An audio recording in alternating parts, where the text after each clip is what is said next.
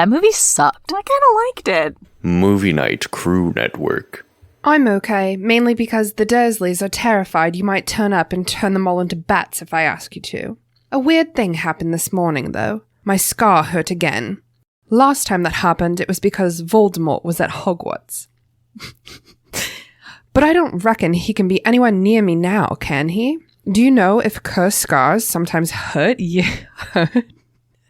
years afterward?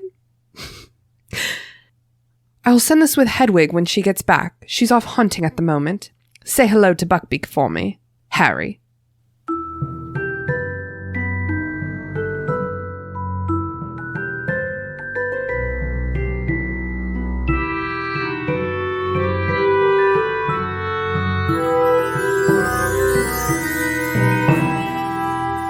What's up, potheads? Welcome to the Restricted Section, the show in which a bunch of nerds with potty mouths reread the Harry Potter series for the umpteenth time and discuss the way the story and its themes have stayed with a generation into adulthood. Thanks for listening. If you haven't done the reading, don't worry, we did it for you. Here's what we're talking about today. Chapter 2, The Scar. Oh, Harry Potter is a most unusual boy who has a very strange scar, and he goes to a very unusual school. And if you look around his room, you'll see the most unusual things. Anyway, he sends Sirius a letter saying that his scar hurted. Welcome to the Restricted Sections, where nightmares are real. Get used to it. I am delighted to be joined today by my enthusiastic friend, Andrew. Say hello to the listeners, Andrew. Hello. Hey, and I'm so stoked that our special guest today is Sam O'Brien, host of our pod Sib, Content and Capable. Say hello to the listeners, Sam. Why, hello there. We are so glad that you're here. In case there's like any chance in hell that a listener of the Restricted Section has like no idea what Content and Capable is, which I don't think that's possible. I've made a lot of announcements about it. Tell us a little bit about your podcast and what you do over there. Content and Capable is a podcast kind of like, your typical adulting podcast that you see everywhere. But instead of, trying to, give, practical solutions, we sit down and chat to people who've got interesting stories or hobbies or stuff and talk about how, they're living an adult life, but also, enjoying life as well and feeling content with their hobbies or their jobs and things like that. So it's a really great time and we chat about a whole bunch of things. Yeah, if you haven't listened before, might I recommend starting with maybe the episode that I guested on about book publishing and podcasting. I'll link that in the show notes for everyone. We're so glad you're here, Sam. Especially because we really need some help getting through this chapter. Tina, whatever could you mean? Okay. Well, Andrew, why don't you just go ahead and give us your first impression reaction of this chapter as you're reading it? Like, what were you feeling? What were you thinking? What was running through your mind? I guess the only real answer to that is nostalgia, because not only have I been in this chapter before, but this chapter has existed in every Harry Potter book ever made. So I've been in this chapter many a time. Now, it has different flavors. It has different little side characters that will come up. This one has an interesting bird, but it's the first Harry Potter chapter of the Harry Potter book, where we learn about his unusualness and his boyishness and his wizardness, that he is-ness. Yes. And Sam, I realized that I forgot to ask you to tell us a little bit about your Harry Potter history. Well, my older cousins read a lot of Harry Potter. In fact, when they came and babysat me, they would always have a Harry Potter book on hand, and I was always intrigued, but never really got into it. And my mother has this rule still, that you could only read the book at what age Harry was, because she kind of understands that they get darker towards the end, so, you need to be a little bit older to fully grapple with that, at least in her opinion. Interesting. And so I did. So I read it once a year, so when I was 11 through to about 16, and I got to the 6th book and never read the Deathly Hallows. I'm so sorry.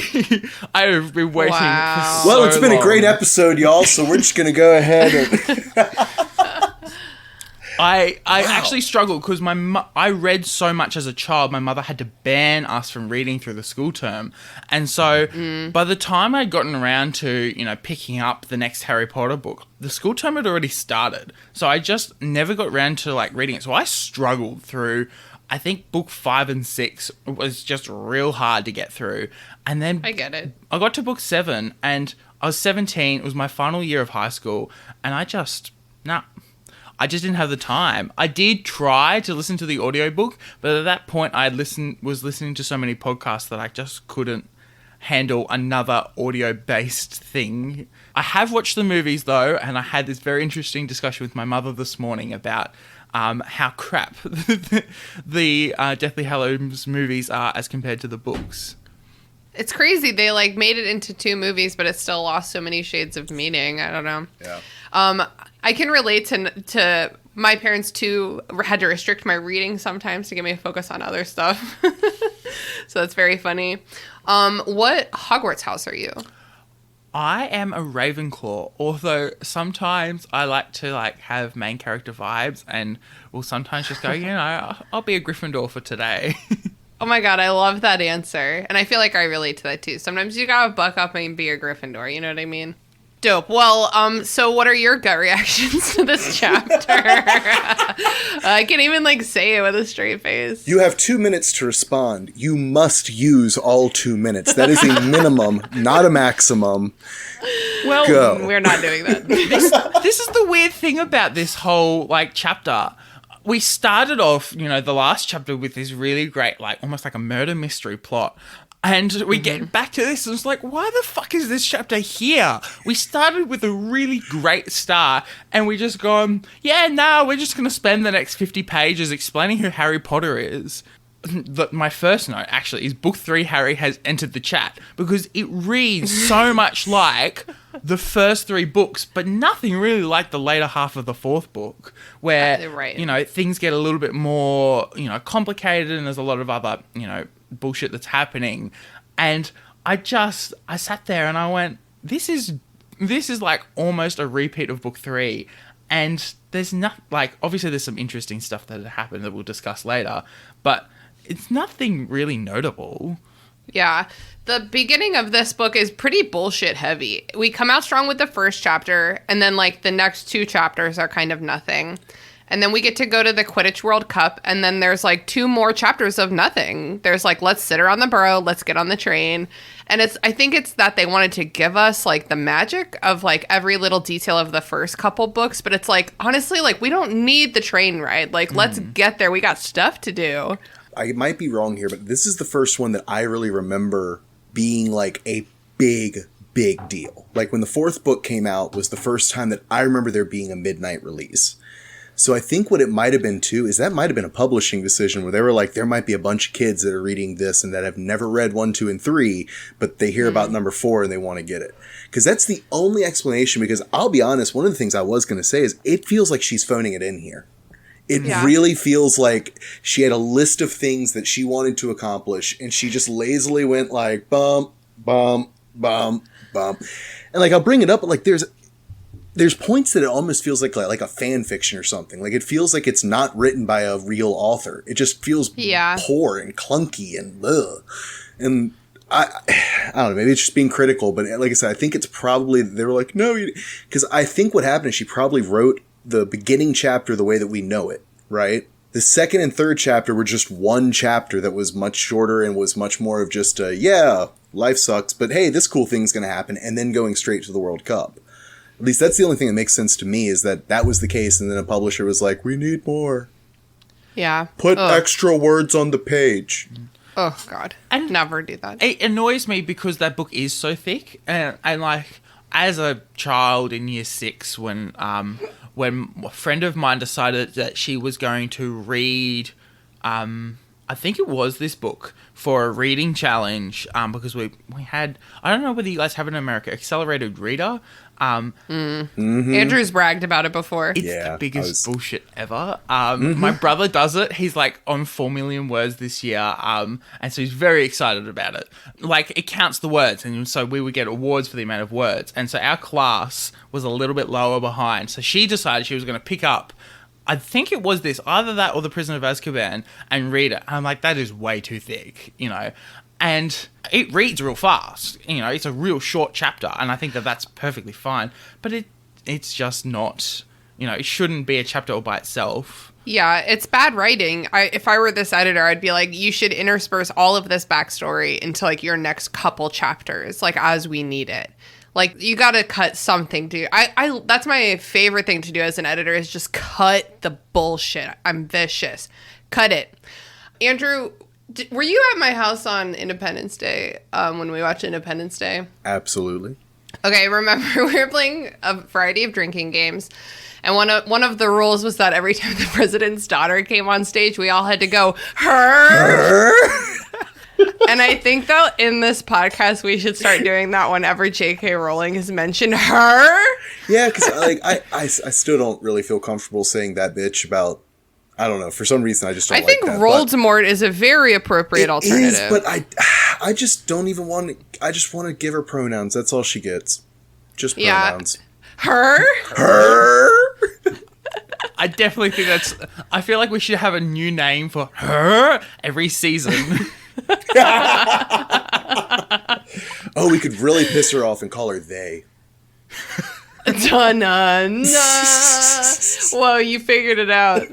Well, the funny thing is that, like, at the very beginning of this podcast, all of us had this, like, colloquial thing where we would say they, the way that you say they about, like, filmmakers and stuff, and we had to, like, train ourselves to say the author's name until she betrayed us, and then we had to train ourselves to not say it anymore. We've been on this journey, and now we're just back to they, where we started.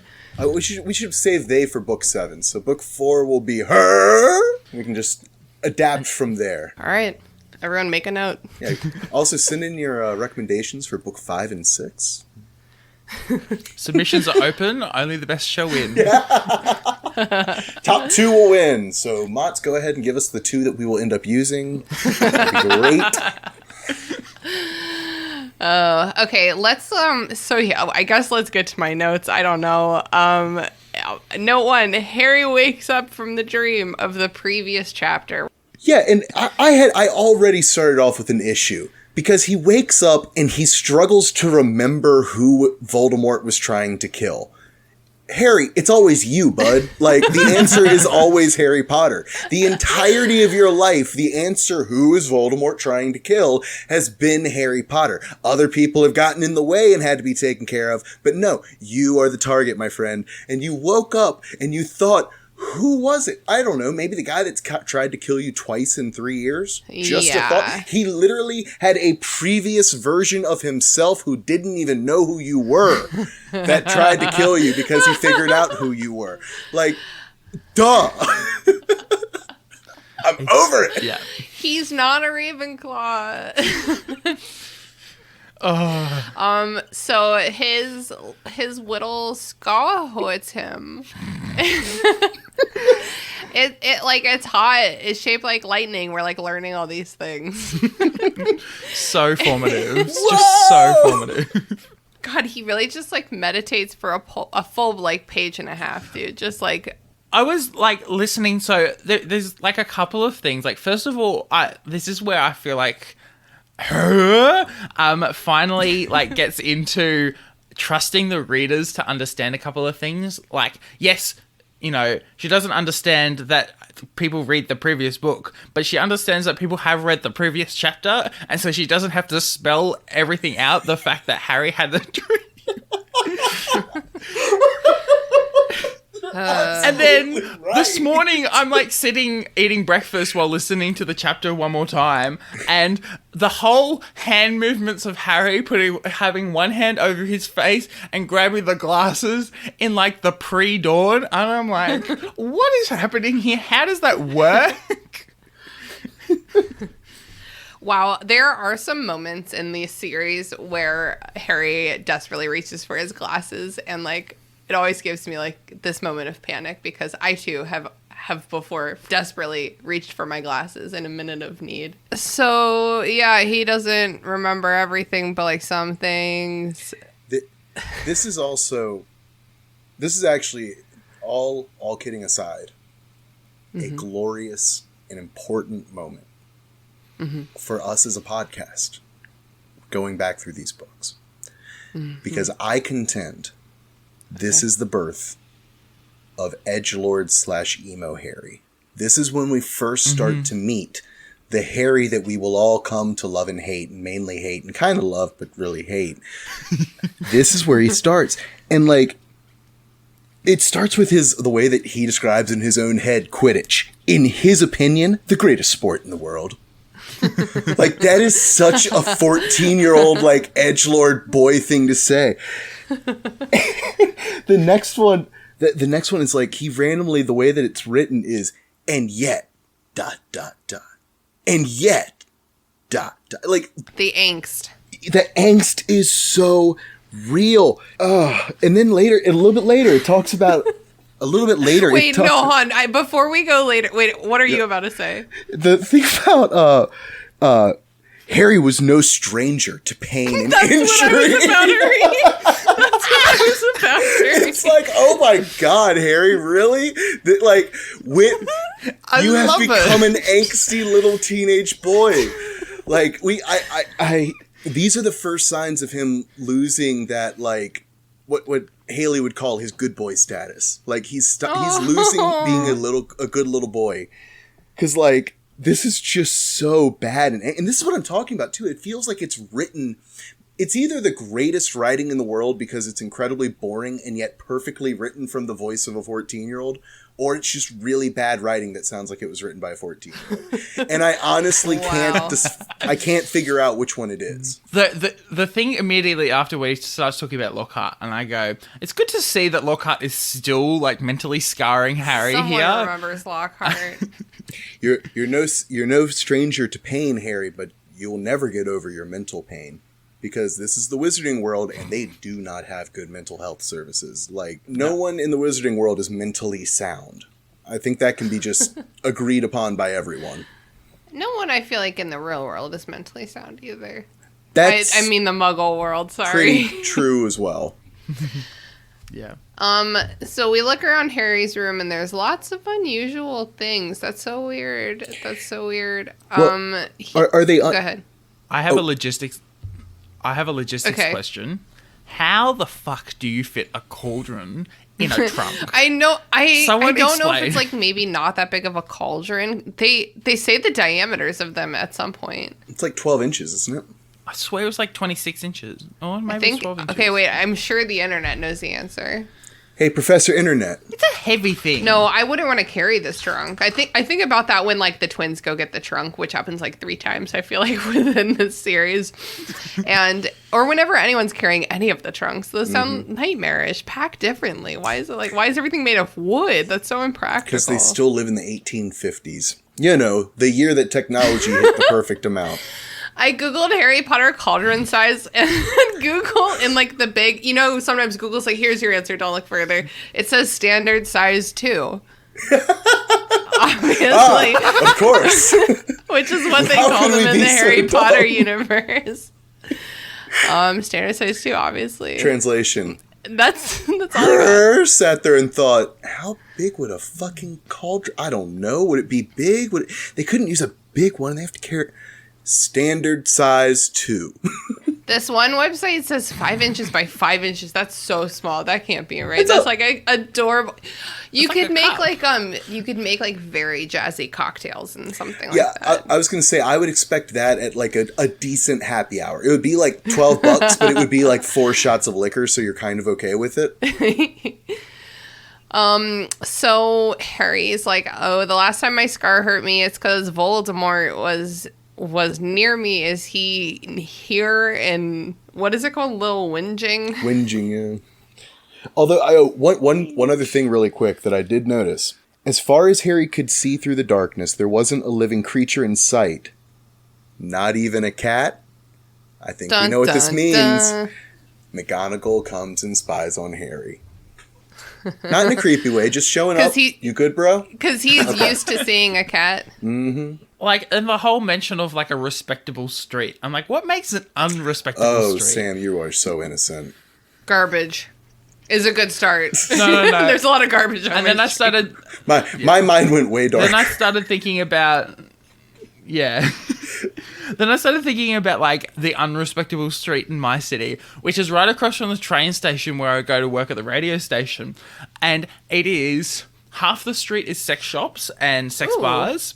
The other half of the street is bars, like normal bars, that will then charge you $10 for entry, and then each drink is over $10 each. No. Ugh. Just to step back a second, did you say sex bars? Yeah. So what is that exactly? Like, I want a drink and a blowjob? Like, what? Yeah. Yeah. That sounds fun. Wait, is sex work legal in Australia? I believe it is. Yeah. I think it's a state thing, but yeah, I definitely think it is. Yeah. Party at Sam's place. All right. Nice. Okay. Check it. Wow, yeah, that's refreshing. That's fun. Yeah, it was interesting. I went out the other weekend. I'm like, oh, I forgot that all these places exist.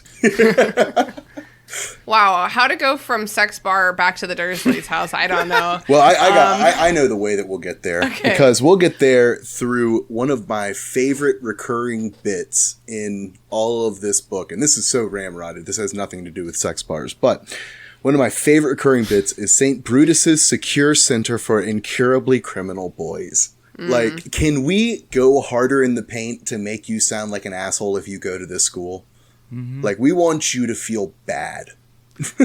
Is this like a 90s thing where, like, they were all phased out by, like, the early 2000s, but somehow these schools still existed? Like, it just confuses us to me as to why we had to make it so obvious that the Dursleys hated him, as if their actions didn't speak any louder. Mm-hmm. Well, and do we think this is a real school, or supposed to be a real school, though? Like, do we think I don't know, because this was kind of before the era of fact-checking in that way. Yeah, this was back in the days where, like, if the oldest daughter got pregnant, you sent her off to live with her aunt for a year, you know? Oof. So, like, who knows? But I've always wondered, like, is that a real place? And people are like, oh, God, he goes there? I'll Google it. But it couldn't be, because they don't think he's tough. You know? Yeah, but then at the same time, I could think of, you know, people just not questioning it. Like, it's the 90s. No one cares. And so, like, it sounds like a respectable school, you know, and everyone trusts the Dursleys because, you know, they're all stupid. And so it could be just oh, yeah, okay, that makes sense. It must be a school I've never heard of, and they must have done their research real proper. Aren't you brave to let your child, or to keep a child that goes to such a place? HarryPotter.fandom.com says that Vernon Dursley likely made up the school as a cover. It does sound like the kind of blustery, like exaggerated name he would come up with. Yeah, it just rambles on a little bit too long. Yeah, exactly. Very full of itself. So what? Okay, like we get a little refresher. Like, who are the Dursleys? Why is Harry an orphan? Like, what? Who are Harry's friends? Who are they? We get back to angsty Harry here, and I go, is Harry fangirling over Voldy here? Going, you know, he's done this and this and this, and he's so powerful, and yet I defeated him. He really does, dude. And once again, it's that 14-year-old, like, meh type thing. If it hadn't been for Voldemort, Harry would not have the lightning bolt-shaped scar on his forehead. If it hadn't been for Voldemort, Harry would still have had parents. Like, what? I want you to read this whole book to me in this voice, Andrew. Like, it's so perfect. Little did Harry know. Yeah. But seriously, it's like the most, like, in his own head, like, I will never be able to understand what it's like to be in his shoes at that age. I admit that. But my God, it's like all out of I think it's because it's so out of nowhere. Like, it's way more abrupt than I thought it would be. The start of, like, type Harry. He's got things to think about now. I'm just, like, imagining myself as a 14-year-old and going, I'm sorry, and, like, I'm going to say this now, I'm sorry for whoever met me at 14 years old, because I was an asshole, and I really wish no one had ever met me at 14. There's a good amount of logic And I think solid argumentation that between the ages of 12 and 15, all children should be sent away to like boarding school. Because they're just going to be awful. There is no such thing as a 12... I've always said I was my funniest when I was in middle school, so I feel strongly that way. I don't like interacting with children that age. They're judgy. They're and hilarious. mean. Are you joking me? They're so fucking funny and smart, dude. And they have nothing to lose. They're 13. What's going to happen to them? They're just so upfront with you. It's hilarious. That's the problem, though, is like they just don't give a fuck. Like, I respect it. I'm staying at my parents' place right now. I have a 15-year-old, a 14-year-old, and a 12-year-old sibling. I think he's 12, maybe turns 12 at the end of the year. Yeah, I'm not enjoying it. I'm not like I have to go to bed a little bit later. We were up. It was midnight and my siblings are still awake. And I'm like, go to fucking bed so I can go to bed. So they stay up talking loudly as well. They got no respect for like what's happening around them. Hashtag adulting, am I right, Sam? You're not wrong. The reintroduction to Harry's friends, Ron and Hermione, is done through this very flimsy lens of imagining how they would react to like him confiding about his dream and his scar hurting. I genuinely love these. I genuinely love them. I have always loved them, and I am not ashamed of it. I fucking love when Harry imagines his friends' reactions in his head. It's so goddamn funny.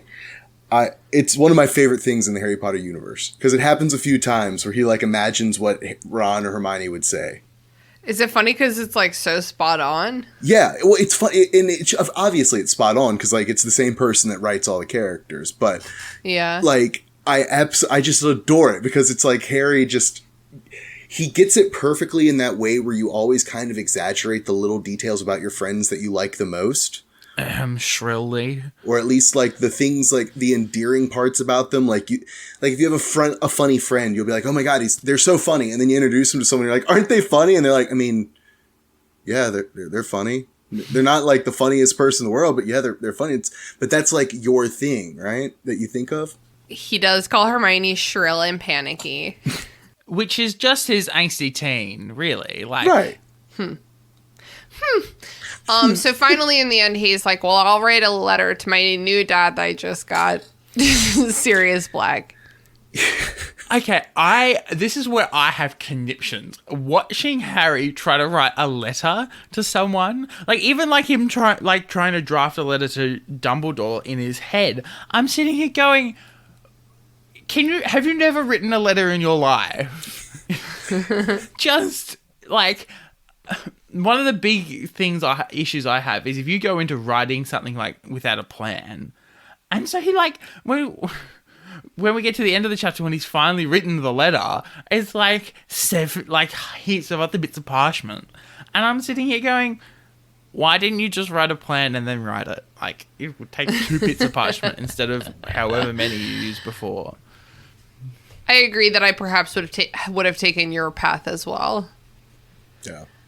Do y'all know? Are you cool enough, kids, to know what that this is one of the biggest fuck ups that her makes in their entire series? What? Are you aware of this? Am I about to blow your mind? So tell me. In his letter to Sirius, Harry mentions that Dudley threw his PlayStation out of the window. Fun fact, PlayStation wasn't released in the UK until September 29th, 1995. And this book is set in August of 1994. So it literally would have been impossible for Dudley to have a PlayStation. Oh, really? Unless Vernon had some high up connections at Nintendo. No, at PlayStation, I said Nintendo automatically. Man, I really do fuck up almost every line I try to deliver. Like, like trying to make a joke about PlayStation, but I literally said Nintendo just because I play Nintendo and I'm dreaming about how I'm going to play my Nintendo later. Okay, so, we write the letter. Okay, and then Sirius, he must be hiding out somewhere tropical because he sends Harry these letters via like this large, flashy tropical bird rather than an owl. I always imagined this as like a toucan, but in the book it's Yeah, me too. In the book it's way more of like a flamingo thing. It's cool. It looks like it's a cool looking bird, but it's not at all what I had imagined in my head when I was reading this. Where would you guys posit that Sirius would be? If I were him, I would probably be in maybe like South America. I'd be in Tahiti. Just somewhere like tropical paradise where no bureaucrat from London is going to think of. Bora Bora, maybe? Like one of those small islands where you have to like take a plane to then take a Cessna to then like take a boat to get to. That's where my ass would be, in the sand with a big old strong drink and a lovely view of the ocean. It would look like a Corona commercial, basically. That's cute. I like that vibe. Because he says south, and I was like, okay, well, it could be like the south of Europe. But then even then, that's not even that nice. Like, well, what about like the north of Africa? It's like, oh no, that's not even that nice. Maybe he's all the way down. So I'm like, maybe he's all the way down in South Africa. Imagine taking like a hippogriff all the way down to the other end of the world. Whoa, that would actually be like a magical experience. And probably a terrible one too. Besides the chafing, yeah, it would be magical. But like the views. Oh, I'm like weeping thinking about it. This is the other thing, though. It's 1994. This is the height of, like, unrestricted air travel before, we hit 9/11 and stuff. So how do you ride a hippogriff through the air for such a long time without being picked up by someone and go, what the fuck is this thing doing flying through here? Yeah, especially because, correct me if I'm wrong, but I'm pretty sure he just straight up doesn't have a wand. Doesn't he have... Why would he have a wand? Where did he get a wand? Pettigrew. Either Pettigrew or Ron? No. I thought Pettigrew still had his because Pettigrew stole Ron's. I don't know. It's been a while. See, we decided to take this break, so I don't... I'm just kidding. I'm like, we've got no nerds on here. It's just us three who can just speak out our asses for an hour and a half. I'm telling you that I don't think he has a wand. Yeah, I wouldn't be surprised if he didn't. Yeah. He's like desperate for food and stuff. He's on the lam. But he's able to find these like wizarding birds that are able to fly these messages super long distances. You don't need a wand for that. Well, I'm just saying, I think he has some level of contact with the wizarding world if he's getting those birds. So just if he gotta goes, find the right bird. If he goes to like the largest like Indian wand maker, there's no way that shit's being patrolled, and there's no way you're going to tell me a Gringotts goblin would not exchange your money outside of the state that you're wanted in. Yeah. If you're wanted in Britain, Gringotts don't give a shit. They'll give you your money in India. He must have a wand towards the end, though, because just before he dies, they're in that battle in the chamber. I'm sure they get him wand eventually. Yeah, but for right now, yeah, you're right. He probably does not have one, or he has only just recently acquired one. Wow. Okay. Well, we'll check back on that. So Harry reads us this letter that he wrote. He admits the whole dream thing because he doesn't want to sound too worried. But that. That's pretty worrying. Whatever. They said they're gonna murder you. Such dumb jock vibes. I don't want to seem too weak. Yeah. At one point, Harry says something about, he didn't think of Sirius because he'd only known that he was his godfather for 2 months. But is that right? I thought he knew before, the whole escape on the Hippogriff that he was his godfather. He knew before, that was, but not by 2 long. months ago. Yeah. But, I thought it was before that whole series. I thought he knew that before he knew that he was actually a good guy. Maybe. I'm not sure.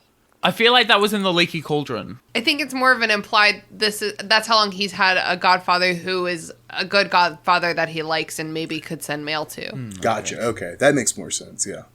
Yeah, because you're right that it was before that. Yeah.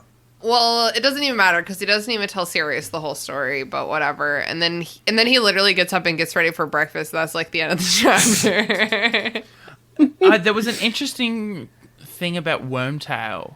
I only was thinking about it now, but Wormtail's following whoever's has the most power, right? made me think. I'm a journalist, so I often think about Daddy Murdoch, who owns all the newspapers in my state. But I was thinking about him, and there's comments that other journalists have made, so they're not mine, about how Rupert Murdoch always goes through whoever's the most popular or whoever's going to give him like the most money. He's a businessman, you know, that's what he wants. And so Wormtail has very much got similar parallels. We're equally frustrated with both of them, and we're not quite sure how they got there. The only thing that Wormtail's missing is that he didn't decide to put topless models in his newspapers. Like, that's literally the only the only big difference between the two. Yes, I gotta love our largest Australian export is a media mogul. Ooh, Yeah, interesting. He now owns Fox News. and Oh, Tina, yeah, that's Rupert Murdoch he's talking about, the owner of Fox News. And yeah, Indeed. and lots of other fun publications. I could probably like spend 10 minutes listing newspapers here that he owns. It's kind of sad. Anyway, we'd all just be depressed if you did that. Guys, I'm looking for a segue out of this depressing conversation, but I can't because there's fucking nothing going on in this chapter. There's nothing to segue into. And there's nothing going on next chapter. I have one more question though. Harry Yes. mentions Dumbledore on holiday and tries to imagine Dumbledore on holiday. Where do we think Dumbledore would go on holiday? I don't know if y'all have seen Disney's movie The Sword and the Stone. Long time ago. Yeah. In it, Merlin goes on a trip to Bermuda, and he's like all dressed up in like a Merlin version of like a Bermuda outfit, you know, like a tropical outfit. And that's kind of what I picture. It's like he's in Bermuda. Have y'all heard that, you know, Bermuda is like literally on a direct parallel with Virginia? Oh, yeah. Like, it's directly to our east.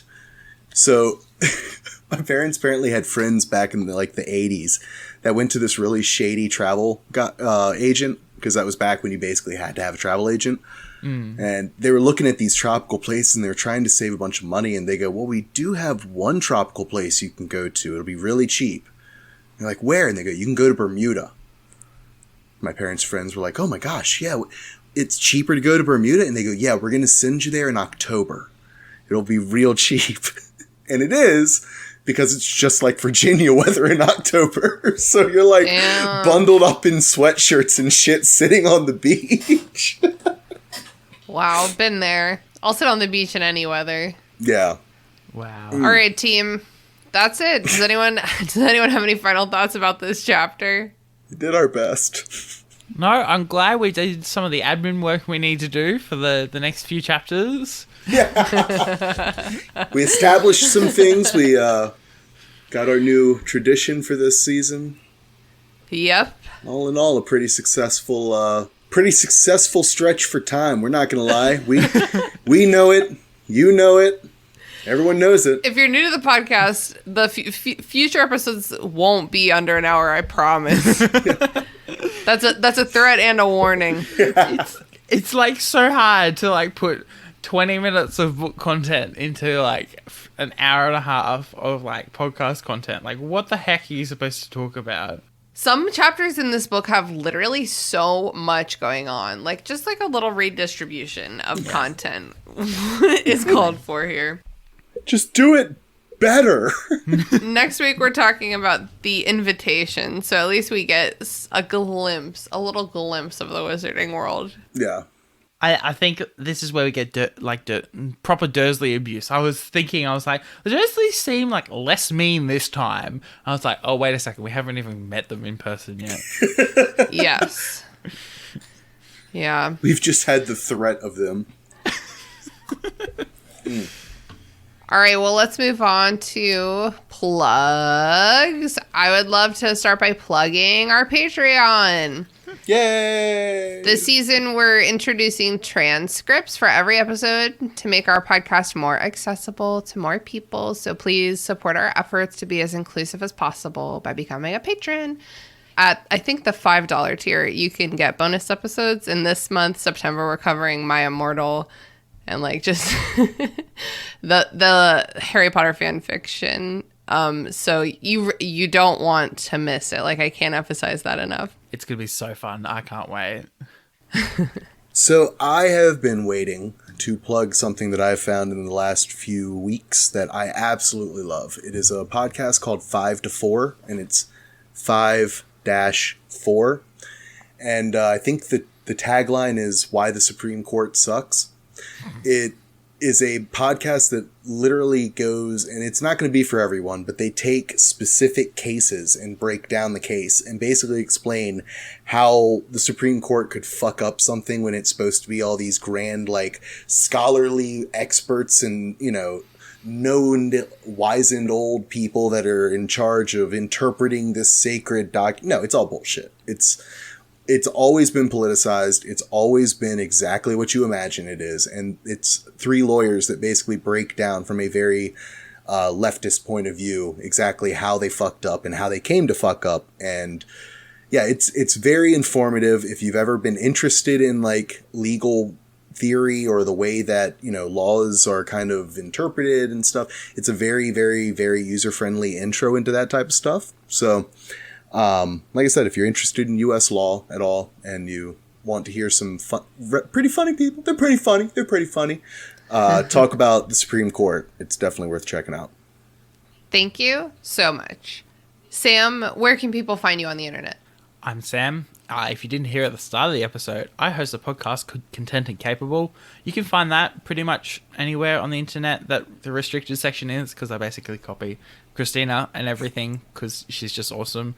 You can also find me personally at sam.the.journalist on Instagram and TikTok. I'm planning, once I get my Wi-Fi set up, to upload a lot more to TikTok.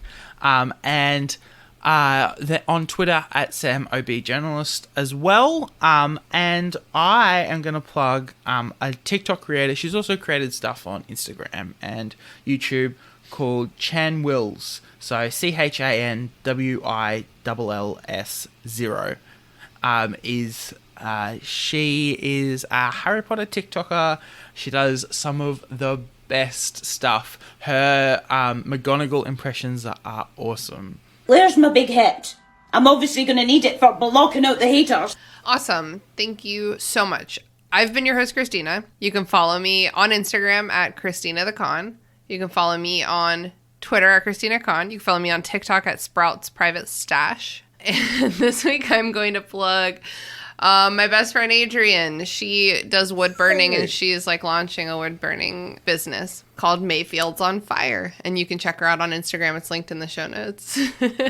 It's very cute. It's like earrings and like custom like wood burn like wall stuff. So Sam, thank you so much for joining us for this super exciting, like absolutely riveting chapter. Thank you so much for having me. Yeah, it was actually more fun, definitely more fun than I thought this ever could be. So thank you so much. I laughed, I cried. We had a good time. My jokes aren't that bad. You're not physically crying. You just feel like crying on the inside, okay? I'm crying inside. That's what I go for. If the actual tears come out, I feel bad. Don't make me feel bad. You feel bad on your own, and I get to feel good. Well, on that note, Andrew, thank you so much for being here. As always, you're welcome. It's always You've been a joy. I'm excited to get even further into Goblet of Fire, and maybe we'll find the plot soon. All right, gang, I gotta go finish reading 101 Clever Ways to Hide Snacks in Your Room before this book develops a caloric intake. Bye. Bye. Bye. Oh my gosh. We did it. Oh my God. Huzzah! The Restricted Section is delighted to be a member of the Movie Night Crew podcast network, featuring other amazing podcasts such as Content and Capable. Having recently become an adult, Sam is on a quest to find out how to actually be one. Each week, Sam asks people how they are content with their life and feel capable as a functioning adult in society. Hi, my name is Sam, and I've recently become an adult. But let's be honest, I have no idea what the fuck I'm doing. Like, can I still enjoy the kiddie rides at theme parks? And how do I look important and feel relaxed while travelling? Join me as I ask people how they are content with their life and feel capable as a functioning adult in society. Each Monday, myself and a guest will chat about a topic they feel passionate about and our adventures and struggles of being an adult in the real world. The Restricted section was created by me, Christina Kahn, based on the book series by J.K. Rowling. All music by Ryan Kahn. Logo by Michael Hardison. Support us on patreon.com/restricted section. For as little as $1 a month, you can gain access to our Discord community server, which is a really happy place to be. And there are other rewards as well, such as bonus episodes and Zoom happy hour hangouts. Be sure to follow us on Instagram at Restricted Section Pod, on Twitter at Restricted Pod, and on Facebook at Restricted Section Pod. Also, feel free to shoot us an email at restrictedsectionpod@gmail.com to share your thoughts, feelings, complaints, conspiracy theories, or even lavish praise. I'm excited for this episode, just because it's basically just like a free form. It's no how content. to talk for an hour about 5 minutes of material. We are putting on a masterclass here, people. This is going to take 3 professionals to pull off.